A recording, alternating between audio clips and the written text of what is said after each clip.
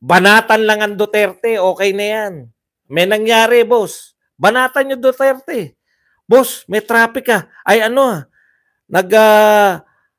ang daming sumama, bossing. Ang daming sumama sa rally ng iglesia, oh.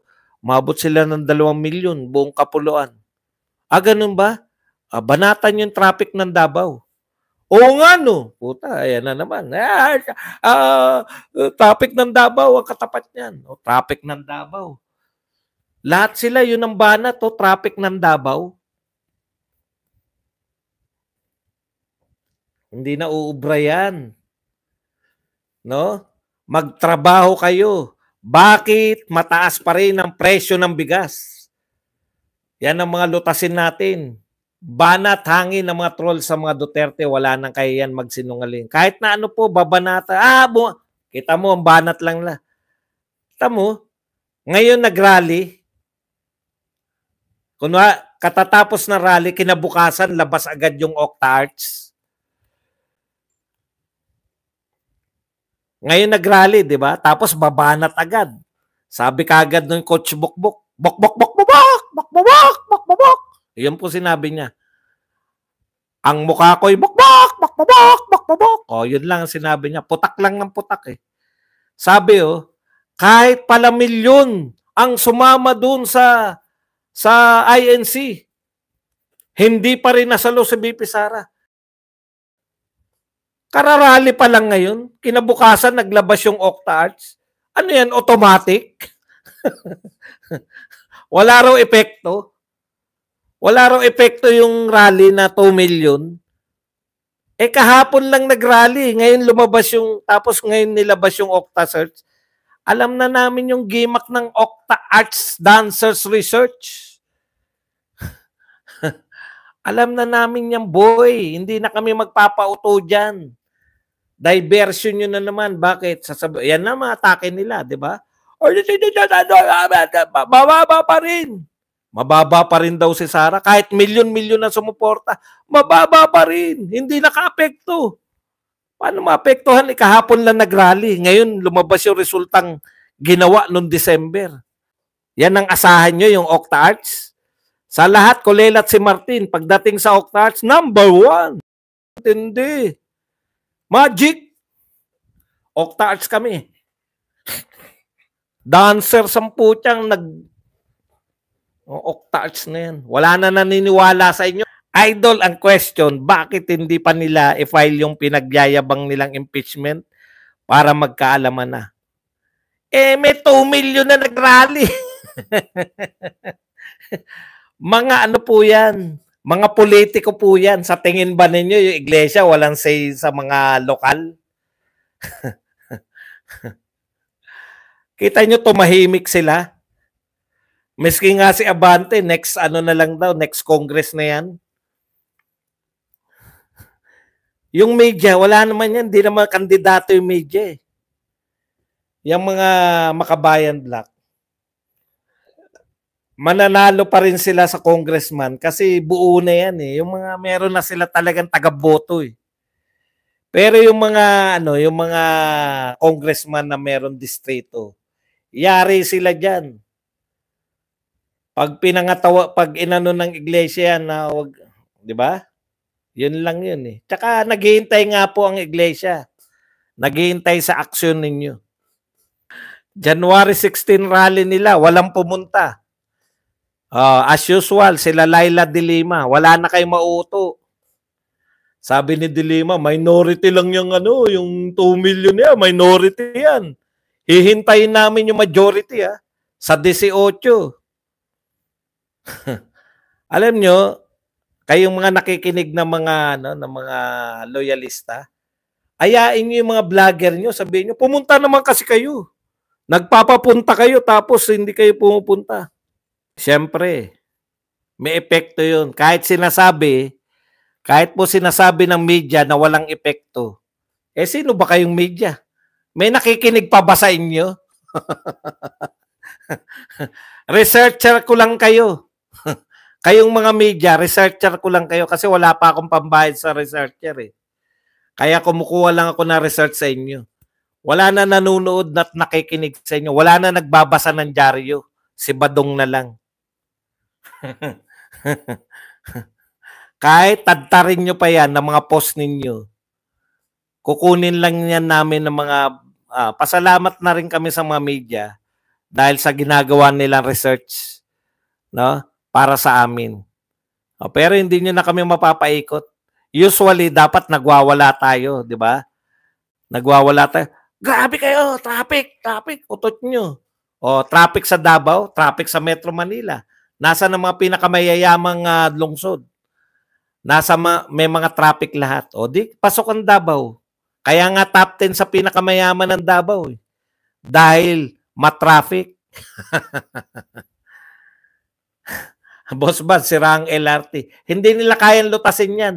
Isisisi nila yan sa Duterte. Sira ang LRT?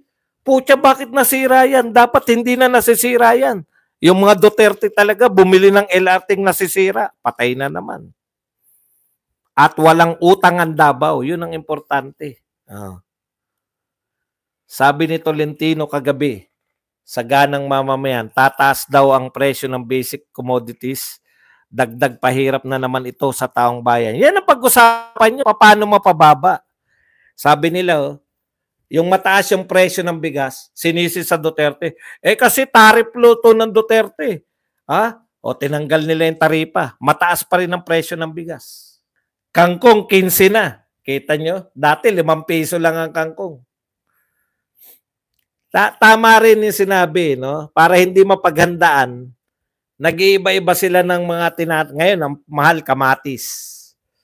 Nung nakaraan, sibuyas, sili. Iba-iba para hindi halata. Halata po na wala kayong katotoran lahat. Itong gobyerno na to, lagi nagmamalaki Pinakamalaking kinikita, pinakamagandang pangarap. Pinangako nga nila yan, yung investment ng Google, ng mga Apple, ng Tesla. Pinangaano na nila yan, pinagmalaki na eh. Pagdating ng pucha, sa mga kapitbahay natin nagpunta lahat. Boss Bads, pansin ko lang trip nila. Bawang, sibuyas, kamatis, basta panggisat, araw-araw gamit. Correct. Hindi nila alam, mas muwais ako sa kanila. Walang kamatis, merong ketchup, tsaka tomato sauce. 19 tomato sauce eh. Ilang beses mong gagamitin yun? Yung 19 na tomato sauce. Ilang gamit yun? Yun ang pamalit nyo sa kamatis, tomato sauce. Kung gusto nyo pa na mas masarap, lagyan nyo pa ng tamis anghang ketchup.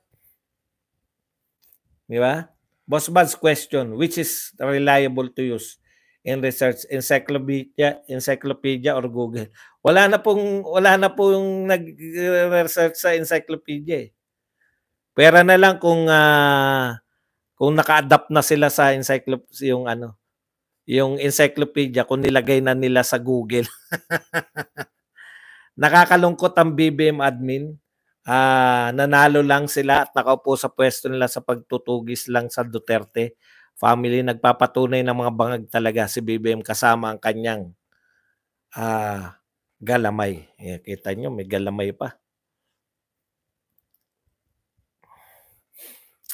Hi Sir Buds, dito sa amin sa Cebu, traffic din. North to south, God bless. Umihirit siya.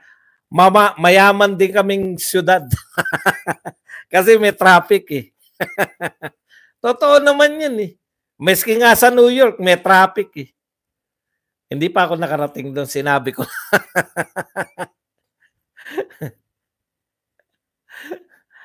Wikipedia, hindi po reliable yung Wikipedia gano. Kasi ang Wikipedia po, pwede kang mag-type doon eh. Sa pagkakalam ko, pagpasok ng BBM admin, nagmahala na lahat, nagsimula sa sili, sibuyas, ngayon naman kamatis. Sa Davao, walang LRT station. Hindi po natin kinakailangan pagtanggol yan eh. No? Kasi ginagawa po nilang diversion yan dito po sa 2 million na rally. Para hindi po natin pag-usapan. Patay mali ba? Lalo na mag-eleksyon. Di ba? Boss Buds, tsaka yung sa impeachment nila na hindi na matutuloy.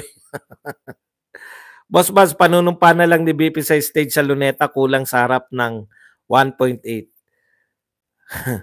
Valenzuela kakambal ng traffic, bata pa ako till now, traffic pa rin. Dito nga sa Israel, grabe rin ang traffic pero kabi-kabila naman ang infra project. Pagpasok ni BBM admin, nagmahala na lahat. Yan. Taga Davao ako, Sir Buds, pero ewan ko sa kanila. Nakuha yung kabalbalan na traffic ng Davao. May traffic pero mas grabe ang traffic sa Metro Manila, sir. Magtanim na tayo mga kapatid. O yung may mga lupa pa po. Kasi kami taga Maynila, wala talaga kami lupa. Wala po mapagtatanim. Sa Google, maraming author. BBM Bangag style, bulog. Boss Buds, noon pa kita sinusubaybayan. Aba.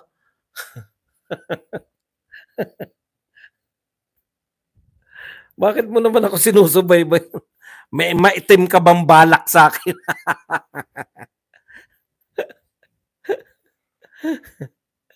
Merriam-Webster, Britannica Encyclopedia. Wala na eh. Dati kasi, status symbol yan eh, no? Ayun po nakakawa yung mga ahente ng encyclopedia, no? Ang gagaling magbenta nun mga yun, kahit hindi mga reader yung mga tao. Kuya Buds, kung nasusundan mo lang, malaki ba ang tsansa ni Magalong sa pagka-VP para isa-set sa may sense sa politika lately? Wala pa kasi siyang, hindi pa natin siya napapatunayan na national level. Di ba? May sense talaga yung mga sinasabi niya, pero sapat na ba yan para manalo in national level? Yun yung problema, hindi siya nagtangka. Mahirap kasi pag-usapan pag national level na eh. Wala naman siyang national personality. Sa atin, kilala natin si Magalong kasi mahilig tayo sa politika. Paano yung nakakarami na hindi naman kasing hilig natin sa politika? Di ba? Mapapansin nyo naman yan sa views natin. No? Tignan nyo nga, umaabot lang ako, pinakamarami na, 100,000. Tapos pag mga normalidad, mga 30,000. O imagine nyo yun. Ganun lang yung mga makaka-appreciate sa kanya. Iba po kasi din yung yung dapat natetest po kasi sa national level. Di ba? Hindi pa natin siya natetest sa national level. Iba kasi yung mga artista, at least kilala kagad. Halimbawa, kung BP Sara, pwede BP Sara. Buti sana, no? Kung napatay yung mga drug lords, tapos ang lawak pa rin ng droga, hindi. Malawak ba droga nung panahon ni Duterte? Kasi saksi kami. Yun yung problema sa inyo. Saksi kami na tumahimik, na wala yung mga adiksyones sa lugar namin. Baka sa lugar ninyo. Yang pambobola na yan, pwede po yan kung taga-ibang bansa kayo, hindi kayo nakatira sa Pilipinas. Wala naman siyang pinakulong na malalaking isda. Wala pala. Okay na yan. Pag ganyan po yung mga datos natin, walang nakulong, walang nahuling malalaking isda. Kilala mo ba si De Lima? Senador yun. Pag maliit pa rin sa'yo si De Lima, wala na tayong magagawa.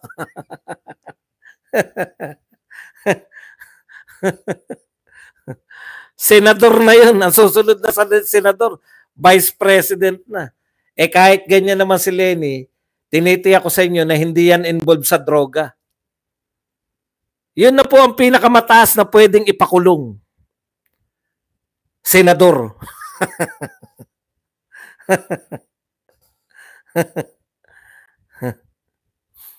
Bakit taguan ng kriminal sa Davao si De Lima, ginawa nyo ng istorya?